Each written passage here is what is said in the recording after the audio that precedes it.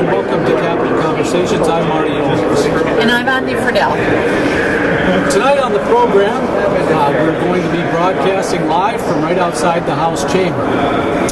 We're going to be joined by Republican House Speaker Kurt Zellers, but he just texted us and told us he's not coming, so it's going to be, we're here with DFL Minority Leader Paul Thissen. He's going to talk about the latest things going on in budget negotiations, and he's going to give both sides of the issue, right? So what's happening? Okay. And then our esteemed political panel will weigh in on all the latest action as we finish up the legislative session. As always, we'll be taking your questions and comments throughout the program live tonight. All you have to do is send us a tweet on Twitter at MNCapNews, and we'll respond or ask the question, or just drop us a message on our Facebook page at Minnesota Capital News. You can find that by Googling Minnesota Capital News. All right, without any further delay, let's get to it. Joining us is DFL House Minority Leader Paul Thissen. He's from Minneapolis, and he's in his fifth term and also in his first term as Minority Leader. Welcome. Thank you. So, okay, let's get things started. Representative Thissen, this morning there were some negotiations that went on with GOP leadership, the governor. It sounds like they're at an impasse. I would say that is the case. I mean, Governor Dayton yesterday made a very significant move towards compromise and trying to get us out of the session, kind of basically cutting his request for taxes in half. And so his proposal right now is, I think, exactly what Minnesotans want out of the budget deal, which is significant cuts. About half of it is in cuts, and those are going to be painful but necessary, and half of it in a tax increase, particularly focused on the richest 2% of Minnesotans. So the Republicans are saying $34 billion is their spending limit, no tax increases. What have you heard, or where are they willing to compromise? Well, I don't think they are willing to compromise, and that's the problem. We were elected here to actually get the job of governing done. That's what the people of Minnesota sent us here to do. The Republicans have made it very clear that their feet are set in concrete, and they're not willing to go where I think, again, Minnesotans really want to go, which is a balanced approach to resolving this budget deficit. And the reason that's important is not just for the kind of way we balance our budget, but what's happened over the last decade is the budget's really been balanced on the backs of middle class Minnesotans. And the Republicans will make the argument that, we can't tax the richest 2% of Minnesota, we can't tax millionaires, because that's going to undermine our economic recovery. What we really know is the fact that the best economic recovery, the strongest economic recovery, the best way we can make sure that Minnesota is prosperous for everyone is building a strong middle class.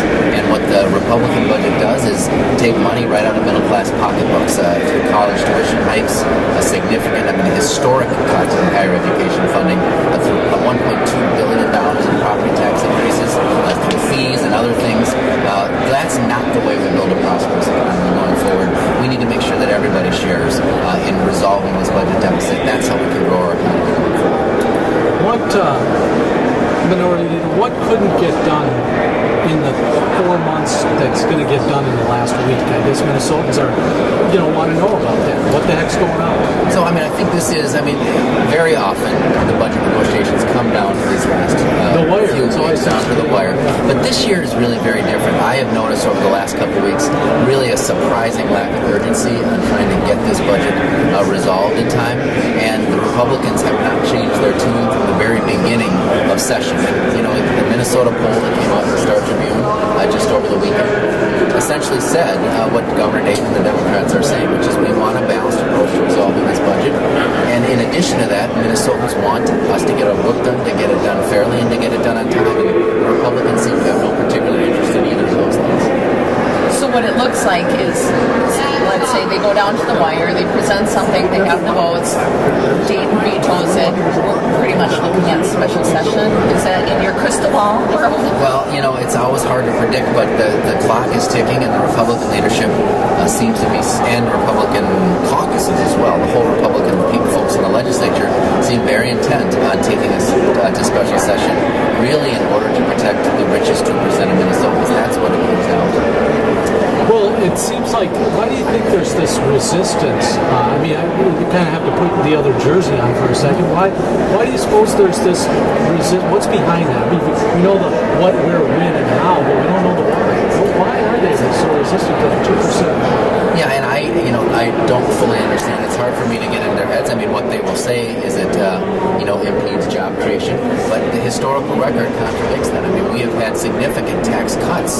wealthiest Americans in this country in the last 10 years, and yet our job creation hasn't been nearly what we would like to see. Our economy isn't growing and hasn't grown. So I think it kind of belies the fact, again, how we build a strong economy is to build a strong middle class. Well, I think you guys will have a little bit of time here to get things worked out. Not much. And I think a lot of Minnesotans want to know what goes on in the back room in those negotiations with the government and leadership. Have you been involved in those? Sure. I mean, in the past and starting to now, although not much in the way of true negotiations has gone on because the Republicans, until really the last 24 or 48 hours, haven't put together a full balanced budget. Hold on. Oh, come on in. Come on and join us. Have a seat. We don't have tax reform before. Sure, no problem. Well, we're happy to be joined by Majority Leader Matt Dean. A little bit surprised. This is the benefit of sitting right outside the chamber. We are live. Thanks for coming in. So you're filling in for Speaker Zellers, who couldn't make it. He is presiding, so yeah, he asked me to sit in. Okay, well, I can recap. DFL good, Republicans suck. So far in the show, that's what you can respond. And actually, we were just talking about, what is it about the legislature that you can't get done in 4 months? You're going to try to get done in a week, but you couldn't get done in 4 months. Well, actually, we've been working all session, and actually before the session began, hearing from folks across the state about what are the priorities, how do we move forward in the new normal of economics for families and for businesses and for government, not just across the state, but also across the country. And so we've got a reform package that says we're going to do things differently, we're going to spend less money, and what our package right now is that we're going to spend about what we're taking in, and that's what families are doing and what small businesses across the state have been doing for many years. Unfortunately, government has been growing out of proportion with it. And Ahndi asked the question of Representative Thissen, Republicans want to stay in a $34 billion budget, which when you say that to people, that's an awful lot of money. It seems like the state should be able to work within that budget. To most Minnesotans, that seems to make sense, but then when you bring it up, where do we need more revenue, or do we need more revenue?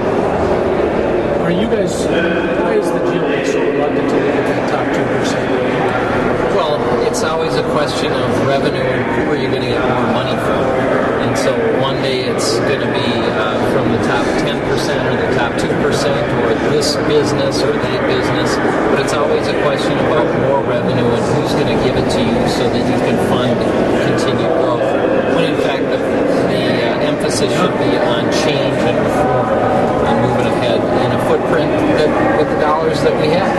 And quite frankly, a lot of folks on our side of the aisle would want to spend less than we're spending. The Democrats would like to spend more than we have with taxes and other revenues. We think our budget's about right. So are you, Ahndi, you jump in here too. Well, what I want to know is the two things that you guys have said, the $34 billion spending limit and then the no increase in taxes. So where's the room for compromise? What are you... Well, I think that's the false choice. The false choice that's been presented is the only definition of compromise is raising taxes on people. And when in fact we have a huge budget and we've got government programs that have been growing faster than the economy is growing, we think that we need to reform and do things differently. There's going to have to be spending reductions in spending, but does the governor have to agree to the Republican ones is what I'm asking. Not necessarily. I think when we look at his priorities, we've got a lot of overlap and we've got some opportunity to compromise and find some common ground. But if the only discussion we can have is whose taxes are we going to raise, it's not going to be very fruitful. Well, I would say, one of the things we keep hearing about is this expansive growth in government spending. And it's nice to talk about quote-unquote government spending, but what we're really talking about is investing in our colleges and universities. What we're really talking about is investing in our children's classrooms. The Republicans are actually cutting money going to our children's classrooms all across the state and districts all across the state. Historic cuts, and the investment we make in higher education, which is going to drive up tuition. So government spending, it's a nice soundbite, but when you really talk about what it is, which is investing in our college students, investing in our classrooms, investing in healthcare for the most vulnerable, throwing 125,000 people off of healthcare, which is going to drive up all our health insurance premiums.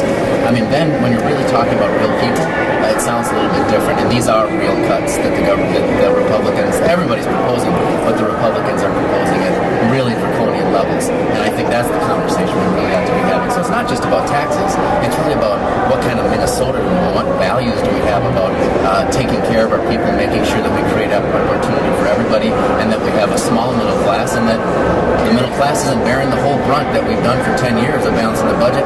Wealthiest Minnesota should pay a little bit more, should pay their fair share. Let's get a quick response from you, Matt, and then we got to wrap up today for our next segment. Representative Dean, you've said in the past that we need to live like Minnesotans live. That the government's not some separate being. Money comes from the people of Minnesota. But is what Leader Thissen saying about cutting those vulnerable people? Is that right? Well, actually, when you look at aggregate spending, we're going to spend about 6% more money in the next item than we did in the last under $34 million budget. We're spending a little bit more in K-12 and in health and human services, and then even funding in some cases actual cuts in other areas. And I think that most people think that that's a balanced approach and it makes some sense. Well, quick last special session or no? Well, right now the governor is not engaged in the committee process. We offered a framework that he asked for, that we wanted to compromise on a framework for moving ahead, posting all of our conference committee reports. He said he'd think about it over the weekend. Came back today and completely rejected that and offered a slight reduction in his tax increase. But really, it's been a very erratic situation negotiating with the governor, and as it stands right now, it's not heading good. I'd say negotiations are going very poorly with the governor because we don't really know what to expect. So you're on the possible special session. I hope not, but it certainly looks like it's heading in that direction.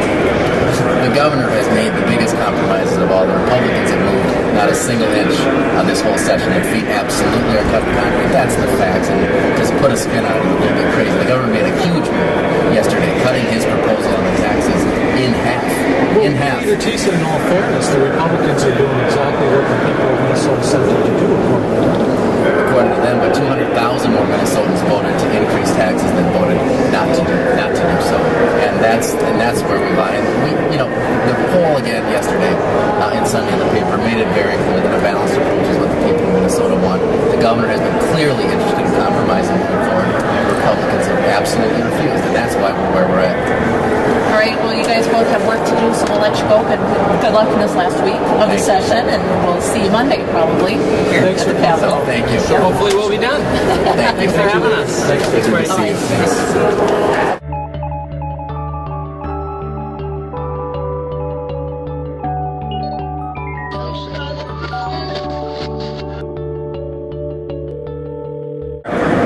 Welcome back to Capital Conversations. I'm Marty Owings. And I'm Ahndi Fridell.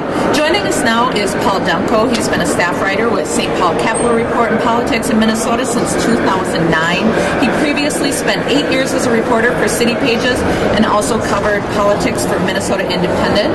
Welcome. Thank you.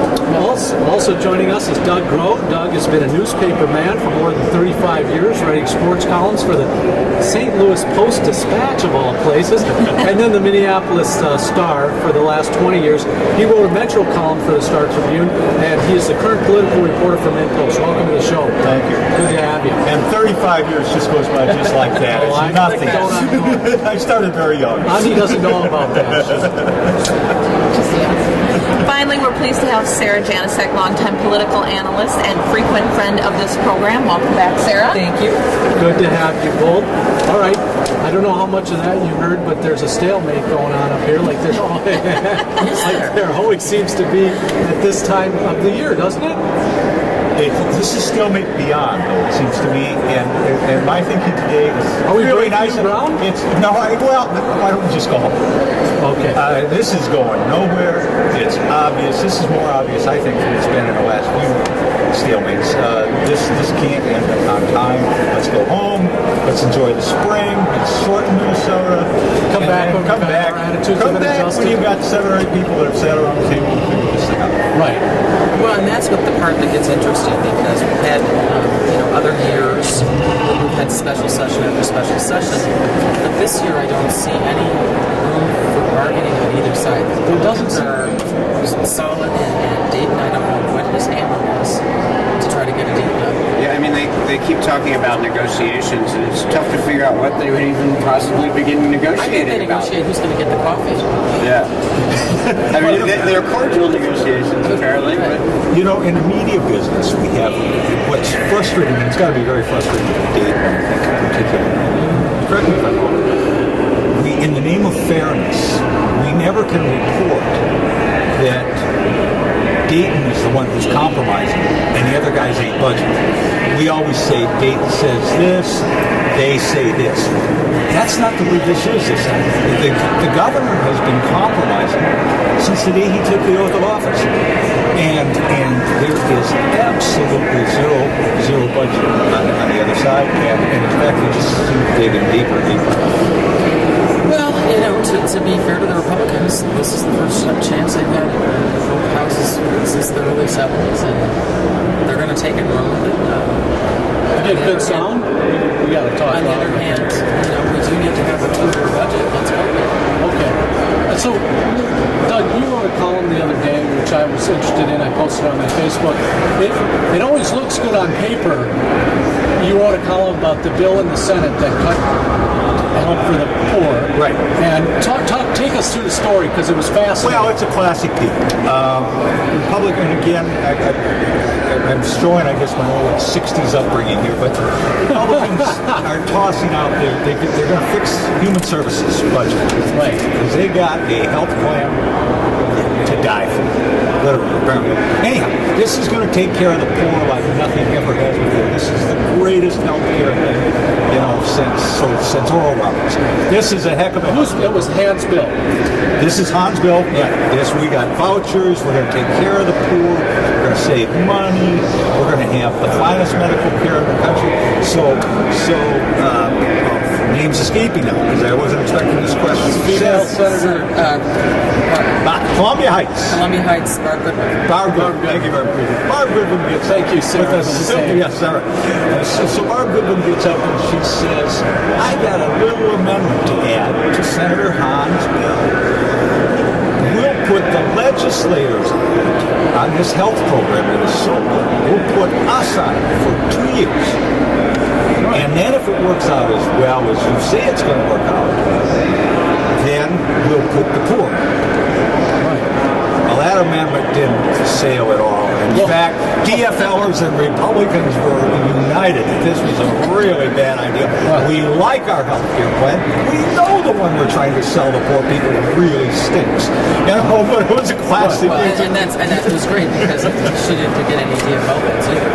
No, exactly. Yeah. Right. Well, the other thing that I think might be at play here, and we saw this during the Pundit years, where there were cuts and people were here screaming in the rotunda time and time again how the sky was going to fall and the sky didn't fall. So, I'm not as close to it, Doug, and Paul, and the rest of them are this year. It could well be that if things go status quo forward with the budget last biennium, and the only people screaming on the steps are the same people who get a free lunch to go out here and scream about welfare rights and have for 10 years. Who knows? Paul, well, your reactions. well, I was just thinking. I'm going back to the budget summit, and I was thinking about, in 2005, the deficit was $446 million, which, by this standard, is a pittance. Write a check. Yeah, less than 10% of what we're facing right now, and yet that went not only into a special session and into a shutdown that went until the middle of July. Well, it's interesting that you raise that because the dynamic at work in 2005 was the legislators, Democrats, in control of the things were saying, screw you, we're the elected people. And so now They were drawing the line. Right. Yeah, they were sent there with a mandate. Now, okay, who are the winners and losers in a special session or government shutdown scenario, in your opinion? I have to it's an untenable position to be in, to close down the government because you want to raise taxes. I think Dayton has greater trouble with that. Well, I guess it's a perception game too, though. I mean, the thing we said earlier, if it's perceived by the public that Dayton has compromised repeatedly, and the Republicans have just been intransigent and won't do anything, I think they're in trouble. And the Star Tribune poll, the just recently that showed a high majority of people saying a balanced approach, I think suggests the Republicans might want to be a little cautious here. And I think the other place where the Republicans have made their own position more difficult, I think if it was just fiscal, then it might be even. Then Dayton and the Republican legislature might have problems. Both. But the Republicans threw up a whole social agenda that they covered all of the bases. Religion, gay marriage, abortion. They hit it all. And I think that was, I don't understand why they did that at a point, sort of tighten up their base. Where's their base going to go? No. Actually, now is the time where everyone starts getting ready for the next election season. And Democrat is the party of different specific interest groups. If you have all of those, the gays and lesbians and the pro-choice people and everybody, the anti-gun people, everybody fighting their own constitutional amendments, it comes around time to write checks for the party, checkbook's empty. So the strategy is divide and conquer. Now, I disagree with you. I thought it was terrible, especially because we have the infamous quote from Amy Copeland, who said, majority leader, focus like a razor on the budget, like a laser on the budget, But that's a strategy, and actually, Democrats who run things are pretty upset about it because that's where the money will go. What's interesting is they got control of the legislature, running fiscal issues. They got control of the legislature because the Democratic base, the DFL base in Minnesota is apathetic. And they got control of the barrel. Total number of votes is really tight. So now they've energized the opposition. A lot of fiscal conservatives are saying, "But wait a minute, do I really buy into all this social stuff they're throwing at me?" I think it's a huge mistake. It's a PR. So let's talk about some of these social issues: the anti-gay marriage constitutional amendment, the shoot first legislation, some of these things. What are you hearing from people? When you're out there, are they on board with that, or do you think that will have any effect? I think the gay marriage debate could be really fascinating because we've seen, I don't know how many states it's come up on referendum, but it's passed in every single one. 36 states, right? Is it that many? Okay, yeah. Where it's come up for a vote, they've passed a ban on gay marriage, but you see opinion polls trending steadily towards greater acceptance in gay marriage, and the Star Tribune poll again I think showed something like 55% support. So be careful what you wish for to some degree. I think it could be a fascinating ballot referendum in 2012 if it does get there. If ever there was a state where it could fail, I think this is one. Well, yeah, not so long ago, Minnesota was considered not only a blue state, but probably next to California, Twin Cities for the most gay-friendly area in the country next outside of San Francisco. They would still beat San Francisco. Yeah, I think just recently. Yeah, so many inner city pages. That's a good point, yeah. We love the gays on this show. We love them. I'm just going to go out on a limb. But I think, when push comes to shove, I think voters know the pocket. And what we've got, 9% unemployment today, and taxes have gone up elsewhere. And so that's the part that's frustrating to me about the legislative process. I mean, most people don't look at it from the family sitting out there in the suburbs, extras, they're sitting on the farm. You're looking at all you're paying out. And that's why the no new taxes thing plays well, because people know they're going to pay Hennepin County or Albert Lee. Interesting, though, that not even the chambers necessarily are on board on this no taxes thing. St. Paul, Minneapolis chamber said, "Hey, if you're concerned about the economic well-being of this metropolitan area, which is the engine of the whole state, you can't cut transit like you cut.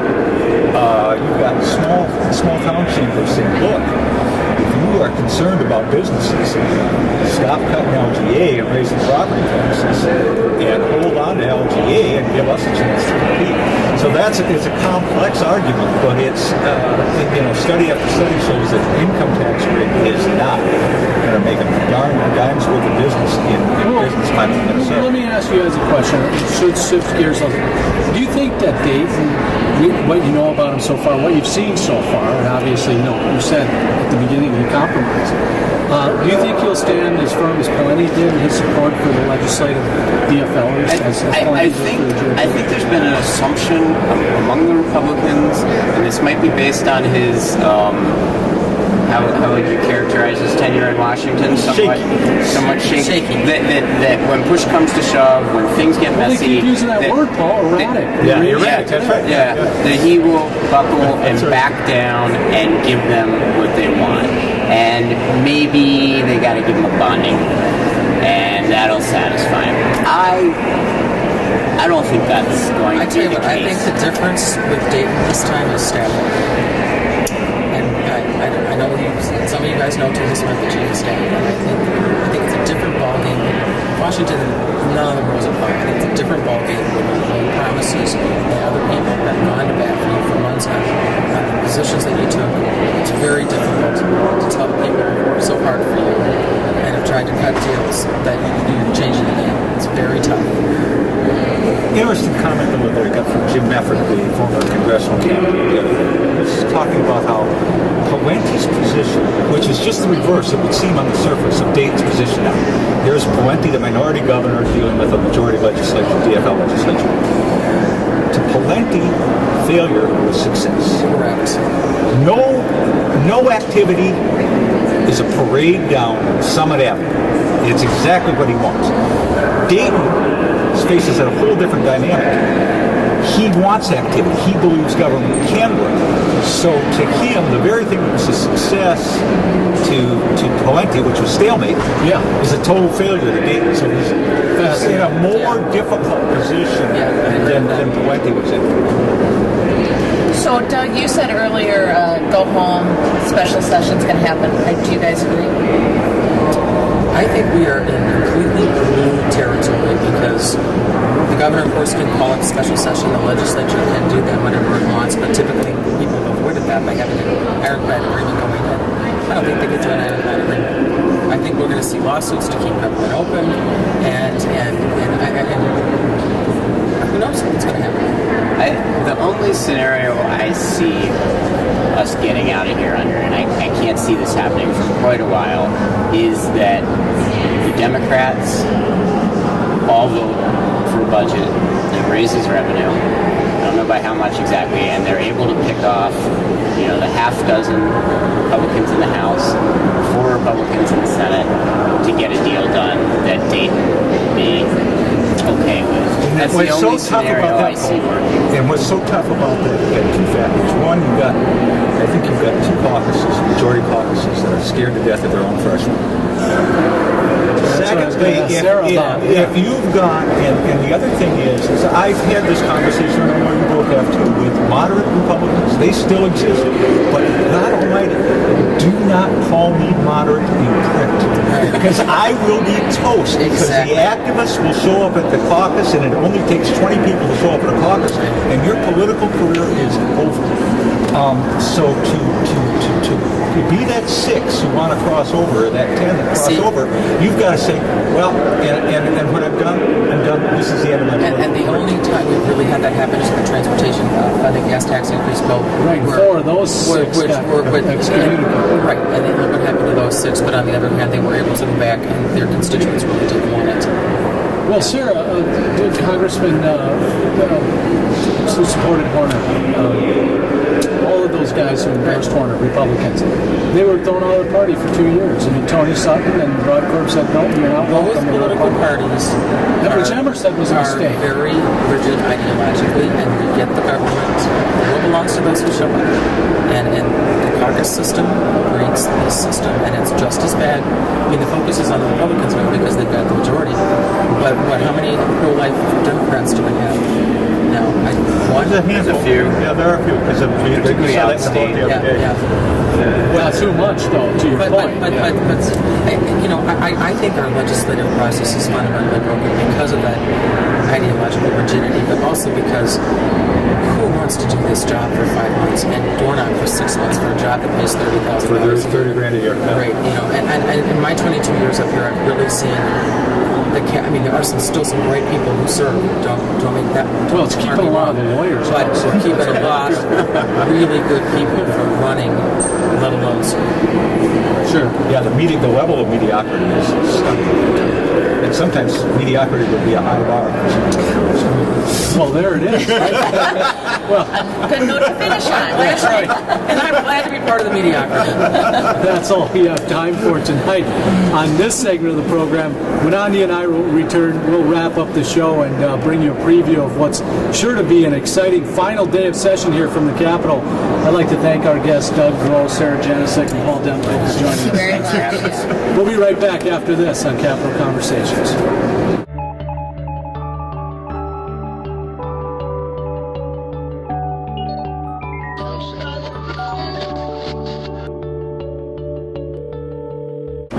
Hi, welcome back. Capitol Conversation. We're broadcasting live from right outside the House chamber. Ahndi and I are here to kind of wrap up the program and talk about what you can expect to see as we broadcast live throughout the day on the final day of session, which is next Monday already. From the beautiful Capitol Rotunda here in Minnesota, St. Paul, Minnesota. We'd like to thank our guest tonight, Matt Dean, who stepped in for House Speaker Kurt Zellers, Minority Leader Paul Thissen, and of course our distinguished political panel guests, Paul Demko, Doug Grow, and Sarah Janecek. Well, I was just thinking about what took place tonight, and I think, we heard some very frank analysis from Doug and Sarah and Paul. I mean, Sarah surprised me, actually. Yeah. And I think, all three of them, they're pretty much across the board. They were on the same page. Like, this session is going nowhere. There's no compromise, and I think there's. Oh, you heard as much from Matt Dean. Yeah. But they're expressing the same sort of frustration that the people of Minnesota feel. Yeah. I think so. I think it should be interesting in terms of if anybody comes out, starts calling their legislators and says, get your act together. Get her done. So where's that conduit to the people, though? I think, it's like, once you're voted into office, suddenly you have a mandate for everything. Republicans, Democrats, doesn't matter. It's like they have to listen to people now who are going to say, look, you guys have got to get this job done. Do what it takes. If they hear that, do they react to that? Or, how? Well, you made that point that the Republicans often make is that, hey, we got voted in, that we got this mandate, we're, sticking to our numbers, there's no tax increase, and I don't know, they brought up the Star Tribune poll a lot, but I don't know if that's actually what people voted them in for. I think they may have been voting out the old bums and hoping these new ones will get something done. Yeah, the polarization continues, and yet, Ahndi, just to wrap up that, tie a bow on that, it seems like they don't, every year they come down to this wire and we all set up with lawn chairs outside the governor's office waiting for them to emerge from these negotiations, hoping a deal will get done, or just really hoping for any news out of there. Well, I believe it was, it went into like 2 a.m. last year. Yeah. Are you planning to sit up here again? I might, but we don't know what day it's going to be. See, because the end of session will be that they'll do sine die. That's the end of the session when they hit the hammer at midnight. But I don't think on Monday. But I don't think this governor will call a special session at 12:01. I think he'll say, go home, sit down, sit on let's it. give a cooling off period, and then we'll come back, say Tuesday or Wednesday, and resume. But I think the real danger is probably a government shutdown. It's not so much a special session. It's that they're at loggerheads. The lawsuits happen, as Sarah, I think, mentioned, and then we find ourselves in a situation where we're starting to shut down services. All right, so what do you think about that? You should tweet us or post a message on our Facebook. That's government absolutely shutdown. Right. That's absolutely right. And so let's talk about next week, because we've got an exciting program planned. And by the way, if you go to our website, on the right-hand side, let me finish our website. On the right-hand side, side, there's a PayPal button. If you want to donate and help support our program and help support us next session, we haven't asked for any money all session, but guess what? We're broke. We got staff. We got Connor Malloy. We got Craig Stellmacher. We got Susan Miracle. We got Ahndi Fridell, myself. All of us kind of doing this out of the goodness of our hearts. Equipment breaks down. We have problems, gas money, parking, all of the things that come with covering the legislation on a shoestring budget. We'll have a special session. We'll stay here way past midnight. If you give us a little donation, help us out. Yeah, help us out a little bit on the program, and that money goes right to helping support our coverage here at the Capitol. We don't break our budget down into like administrative pie chart. It's everything goes to help it out here. So hey, listen, here's what's coming Monday. We're going to have a special live streaming broadcast from the Capitol right here, final day of session from 11 a.m. to whenever. It'll be action-packed. We'll be here. We'll be here. We've got legislators lined up. We've got political analysts lined up. We've got current and former governors lined up. Wait, not a current governor. Former governors lined up. Or maybe the current governor. We'll call Dean. He might pop by. Exactly.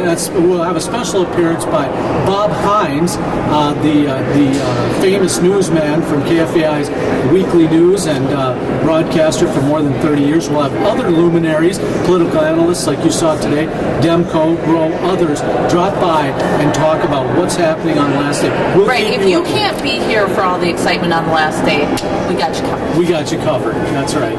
So watch from work. Right. That's what we're encouraging low productivity at work. Watch the coverage because there will be a lot of action wall to wall. So that's what we got going on. All right, well, we'd like one more time to thank our guests, and don't forget to leave us a comment or question on our Facebook page at Minnesota Capitol News or on Twitter at MNCapNews. For my co-host Ahndi Fridell and our producer Craig Stellmacher and our associate producer Susan Miracle, we had production assistance tonight from Connor Malloy, and I'm Marty Owings. We'll see you on next Monday from the Capitol. So long, everybody. Bye-bye.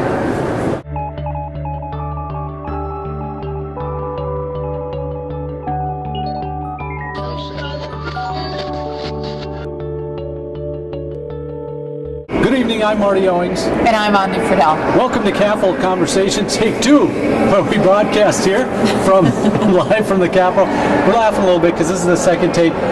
Speaker Zellers was initially going to join our program, got called in, had to stay up on the speaker's podium because, do they call it podium? Rostrum podium up there. Official names. Has he given you they don't do that, right?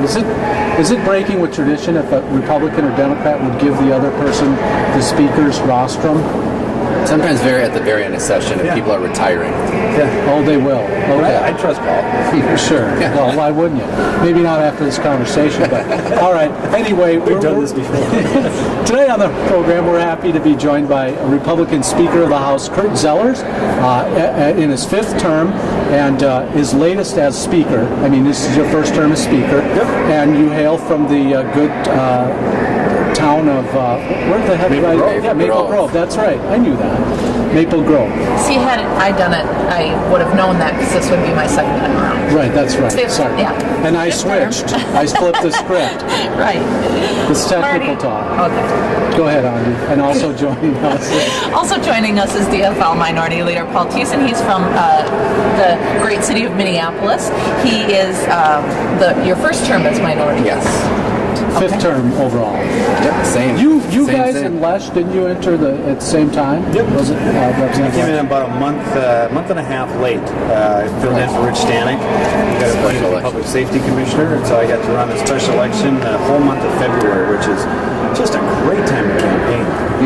Door knocking's a little bit different. Averaged 5 below. So you earned it, is what you're saying. People said either you're crazy for doing this and I'll vote for you, or you're really crazy and I'm not voting for you. Right. Well, it's been an interesting session, but I'll ask this question, I think, of both of you.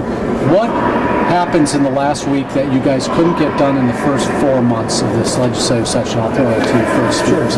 Well, this process is built to not go fast. I mean, there's a lot of bills that have to be heard. There's a lot of time in committee.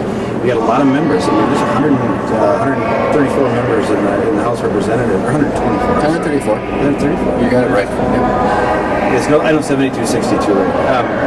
But there's a whole bunch of new members as well on both sides of the aisle. There's 33 on our side. There's 3 new ones on Paul's side. So 4 now. 4 now. That's right. 4. So you're looking at a good chunk of the majority of the body of the cabinet of our freshman class has never even been in government before. We have people who are 37-year teachers who've never even been in government at all before, and are down here for the first time. So there's a process of getting everybody just acclimated with the building, how the procedures work, how to introduce a bill, how to get a hearing request in. So there's a process to go through, and a lot of the bills have to be built. You start off with some base bills, work up to an omnibus bill, so that takes a lot of time. Well, some technical questions before we get to you, Leader Thissen. I watched over the last 4 years I've been up here, and almost never have I ever seen a point well taken by the other side. And last night you had 4 were raised, and Thissen kept getting shut down. I mean, he'd stand up. Him and Paymar were getting slammed. When is a point well taken by the other side? Well, actually, Representative Paymar was close. Okay. Not me. You weren't.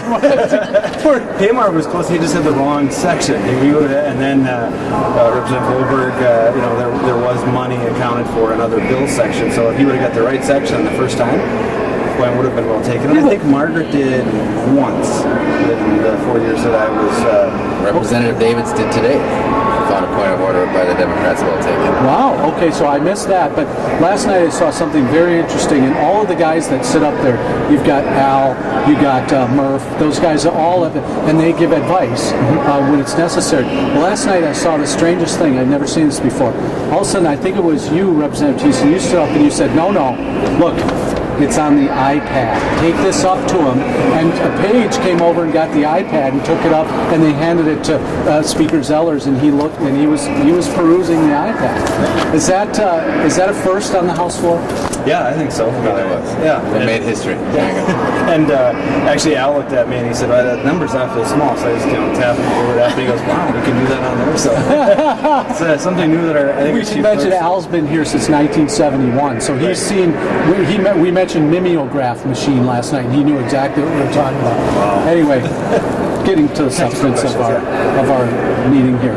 Ahndi mentioned we had a political panel on here earlier. Well, what happens? You guys reach an impasse, and we go to a special session, government shutdown. There's kind of people are going to get angry about that. Where are we headed, Representative Thissen? Is that where we're going? Well, I mean, I think both of us are going to say that we hope not, that we hope that that's not the case. And, we still have a couple of days left, 6 days left. I do think that Governor Dayton actually made a very significant offer of compromise yesterday, which, basically cutting his tax increase piece just about in half and saying, well, let's do half or a little more in cuts and half in revenues. I think that's where the people of Minnesota are, at least according to that Minnesota poll and everything that I've heard as we've traveled around the state. And the Republicans met it as they have since January 3rd with no, and haven't moved 1 inch. And I think that's going to be the problematic to getting done on time. The party of no? No, I would say... No, he says, no, we're not the party of no. Party of no. I would say, from some of our caucus members, rightfully so, and we get into this discussion of whether or not you take into account stimulus money, which, came in from the federal government, that, where the Democrats were in charge of control the legislature, and Governor Pawlenty, they all accepted, so, no partisanship there, bipartisan. But what the taxpayer sent in was around $31.5, $32 billion. What in the last budget. This next budget, it's about $34 billion. So what we have said is there is growth, but there's just not the growth that some folks, including the governor, want to see in government. We've said that the new growth that came from the taxpayers should be enough, because if we go and raise taxes and we still come in with a deficit in November again, we're going to be right back to where we were. So if we just live within our means now, we think the economy will slowly tick up. Maybe in November we get a forecast that actually has a positive number, because I'm really getting sick of seeing deficit numbers, which, for the last few years, that's all we've seen. So where are the Republicans compromising? Sure. Well, I think a lot of the bills, you look at, especially from a policy standpoint, a lot of the things that we've been working on don't require a lot of money. Changing the way government delivers services, in some cases it does. You have to have an upfront expense to, say, consolidate an office, to put in some new technology. Paul and I'd probably be happy to see iPads replace printing out amendments on the House floor. Everybody could just have one iPad, and we, depending on how much it costs for the amount of printing the paper, that's something that would cost money on that front. On a lot of the policy issues we've worked in, we have actually examples of this. It's not just, here's where we've given up something that we theoretically wouldn't have gotten. We actually worked in two bills, teacher licensure and permitting, where the governor had to give up some things that he didn't like, we had to give up some things that we didn't like, and at the end of the day, we passed the bill, and he signed them into law. So we can actually point to real-life legislation, and then as far as the finance bill, there's a tiny little provision in the budget, the ag bill, that's actually been signed into law.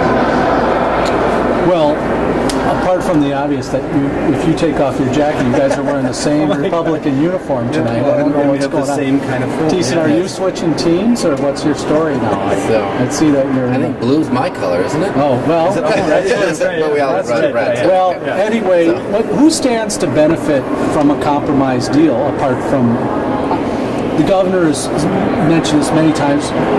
Representative Thissen, Leader Thissen brought this up several times. Why the resistance to,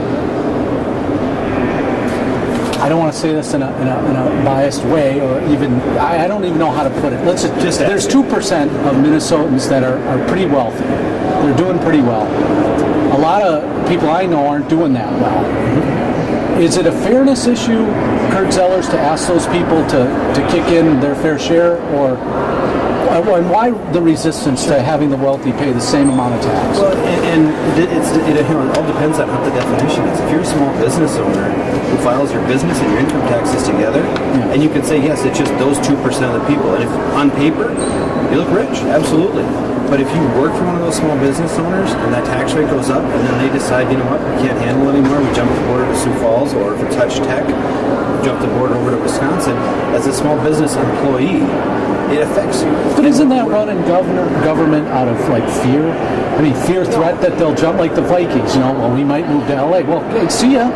If you're going to get $2 billion out of me for a stadium, sure. and it's a competitiveness factor as well. Okay. Look at the states around us, and some reporter asked us today, "What's changed in January?"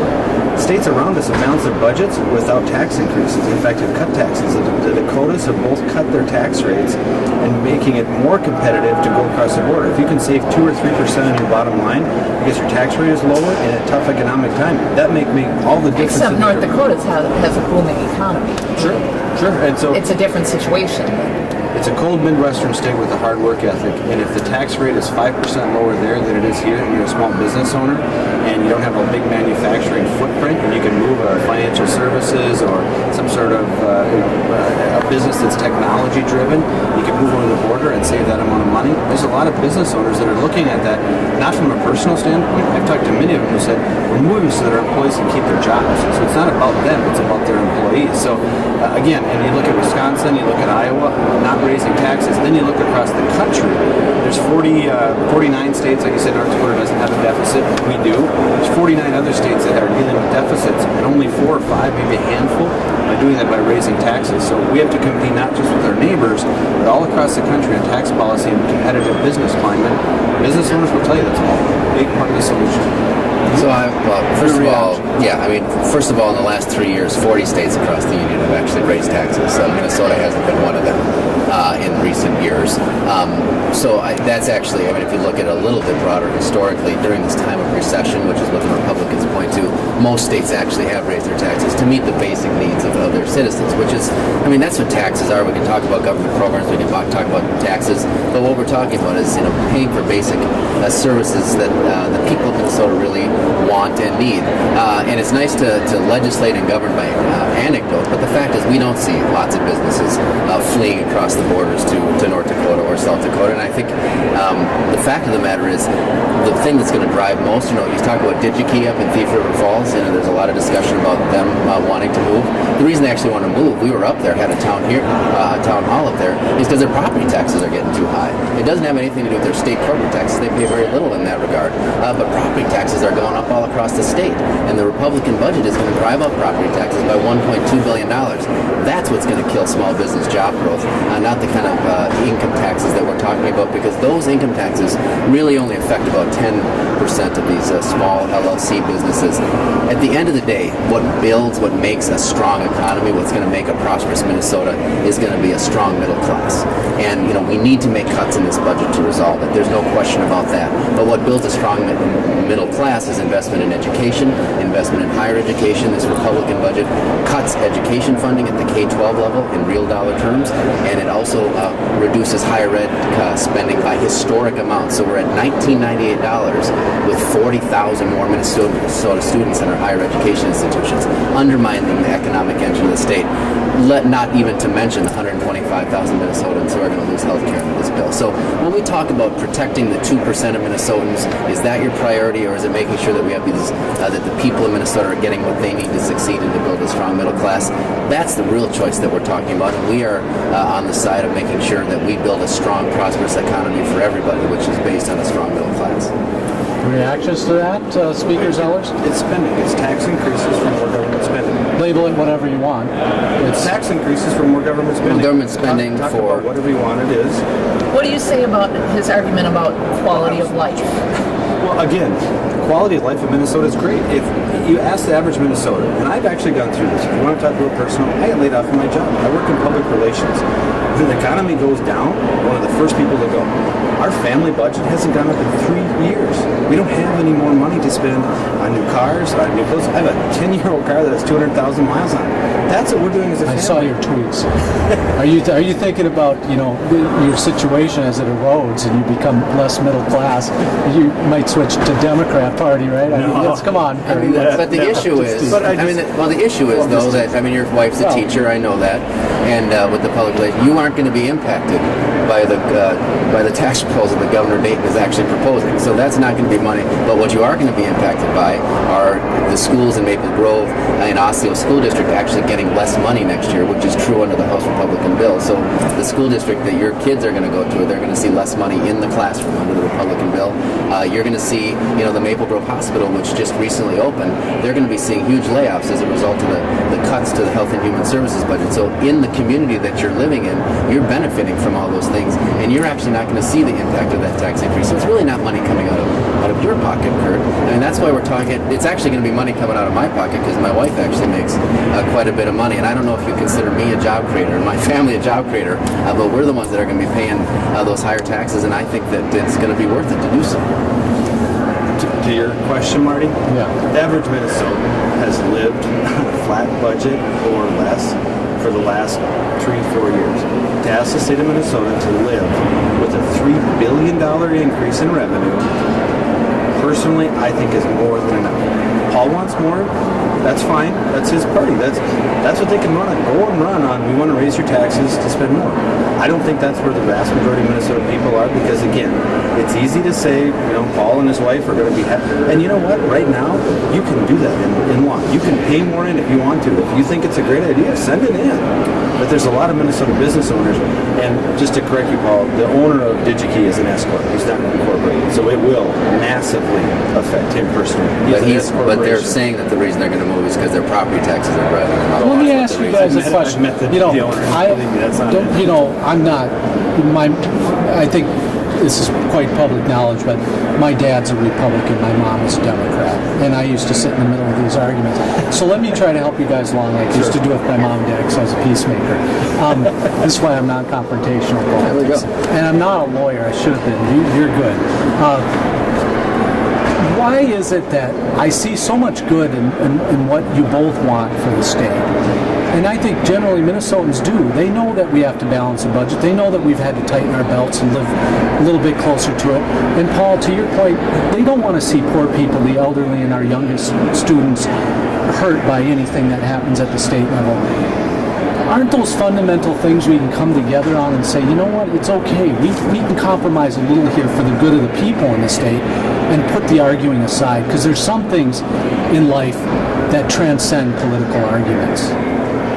Sure, and that's what we're going to get done here the next couple days, right?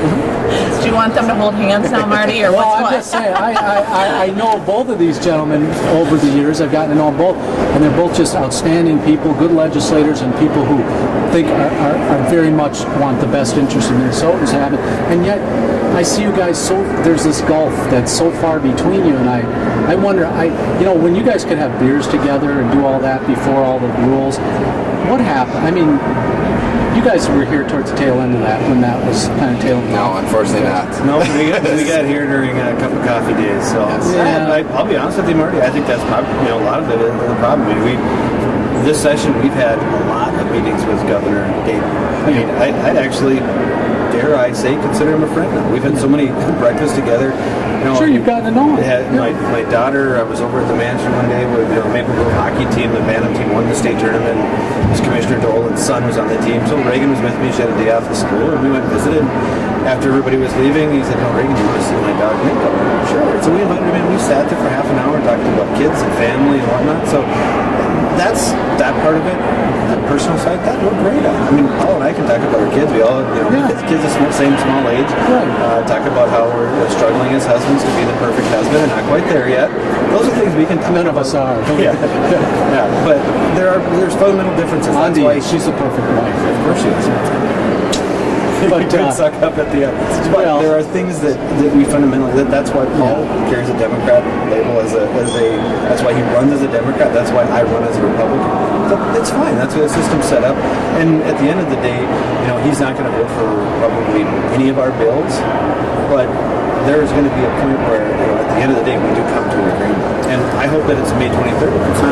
Speaker Zellers, we're going to wrap up. I appreciate you coming on the program, and you two again, leader Thissen. Tonight, Sarah Janecek said something when she was a member of our panel, and she said, "Look." Or it might have been Doug Grow, I don't know. Hard to get those two mixed up, but I managed to. Wow, you got to get those glasses. Yeah, I know. Marty. But the statement was something to effect, and I'm going to screw this up, I'll paraphrase. Ahndi, help me out, but it was like, if you dare say in the Republican caucus now that you're a moderate, or that you're willing to compromise in any way, your career's over. Do you take exception to that? Oh, yeah. I mean, again, if we didn't compromise, there's no way that House File 1 gets signed. That's a permitting bill. It's dealing with environmentalists, that's dealing with government agencies, that's dealing with red tape, that's dealing with the business community. You throw all those folks in a room, and you could have a catfight, let alone an agreement. That had to have there to be a big compromise there to get that passed. And then you go to teacher licensure, which last time I checked, the teachers union and the Republican Party don't lock arms a lot of the times. And they probably didn't like it, but working with the Democrat governor, we were able to get some things done. So no, we absolutely are capable of compromise. And there's no there's no label, or you don't get thrown out into the street if you say I don't compromise as a Republican. That's not the kind of caucus I think we have. Are there members in our caucuses and both of our caucuses that will say that? Absolutely. Same question to you. Oh no, I think we have a big tent. Well, yes, we'll end on that. No, the man of so many words, and then it was just those few. It's amazing. I like how you switch gears. Ahndi, anything final? Special session. Yes? No? I'm not thinking about it. We're here to get our job done until May 23rd. If we have to go, like the last session, a day of overtime to get everything printed up, that would be fine, but that's not our focus. We're here to get our job done. Well, I hope so too. Thank both you gentlemen for being on the program. That'll do it for us tonight. Tune in on Monday when we broadcast all day live here from the Capitol, a special 4-hour, 5-hour, we don't know how long it'll last. We'll have lawn chairs and beverages. And we hope you can tune in and join Capitol Conversations. Ahndi and I will both be there. For Ahndi and our production staff here at Capitol Conversations, so long, everybody. Bye-bye.